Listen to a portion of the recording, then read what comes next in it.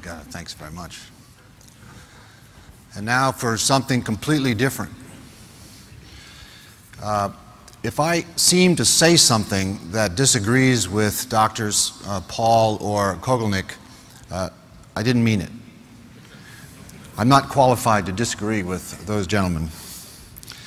And I'm not going to be using PowerPoint today. I've decided to, I usually use 3x5 cards, but today I've gone to 5x7, so you maybe can see them from the back.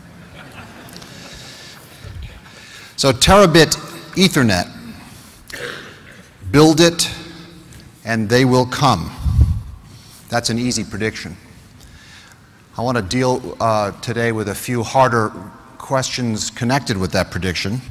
For example, what is it? What is Terabit Ethernet? Then who's they?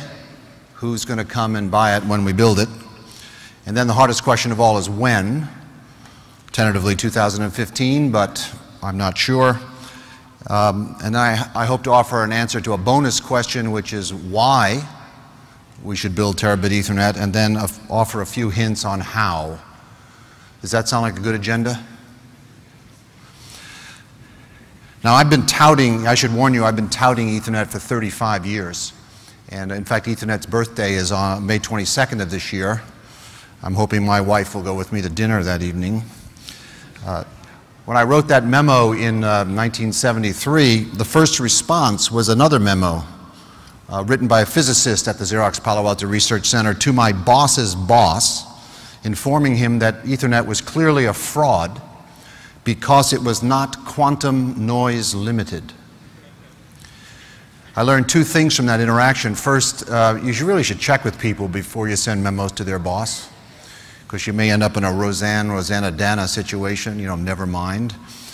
But the second thing I learned is that even if you're in possession of a fact, you may still be wrong. It's the wrong fact. He had the wrong fact because, as you just heard, you know, we're shipping 250 million new Ethernet switch ports every year, and Ethernet is still not quantum noise limited. So Ethernet first ran in 1973 at 2.94 megabits per second.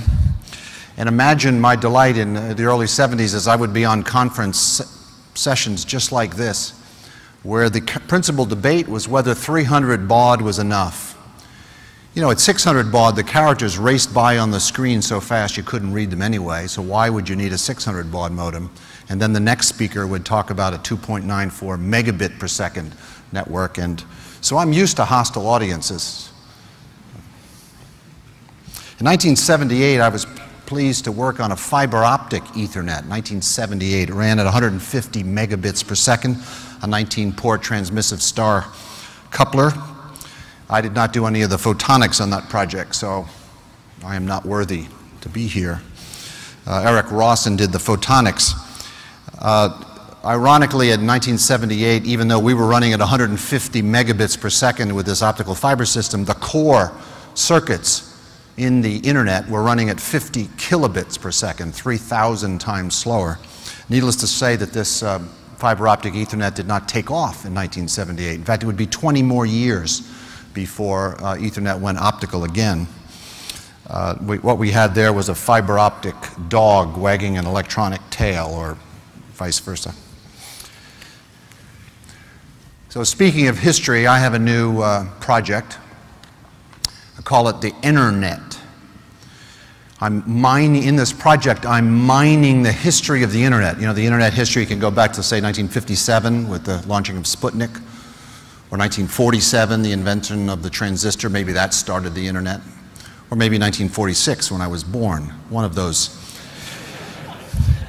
So I'm looking at that history to see if we can learn anything about how, now listen to this, how can we meet the world's accelerating needs for cheap and clean energy? In other words, I'm trying to make a parallel between the Internet and the Internet.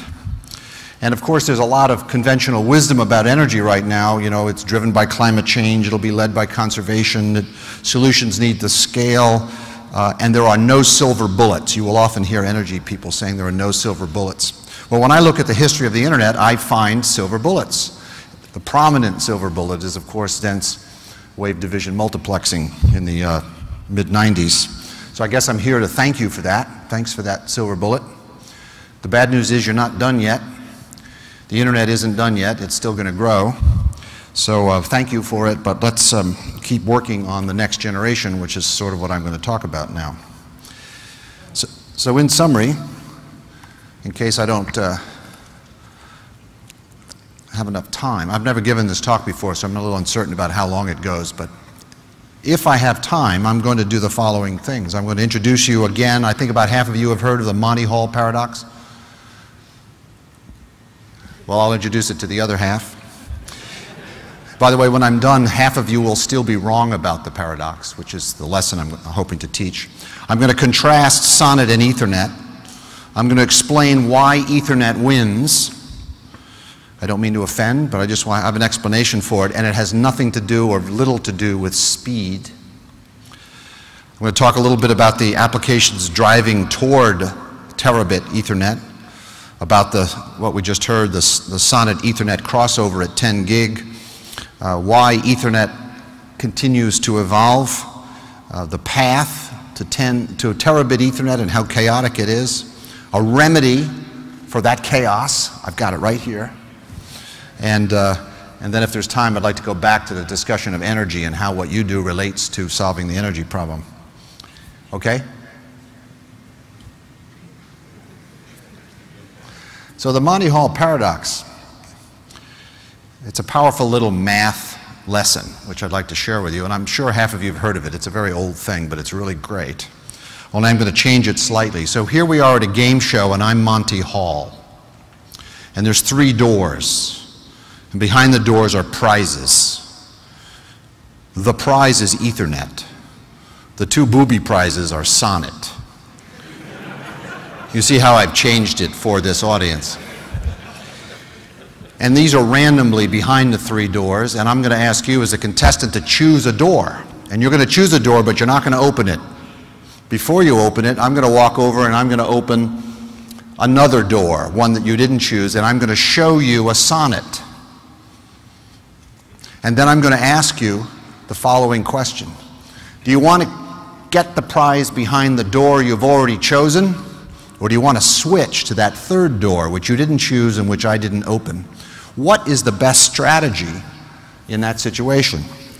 Is it to stick with the door you chose initially? Is it to switch to that 3rd door? Or doesn't it matter? There are 3 kinds of people. They choose each of those 3. One of them is right. 2 of them are wrong.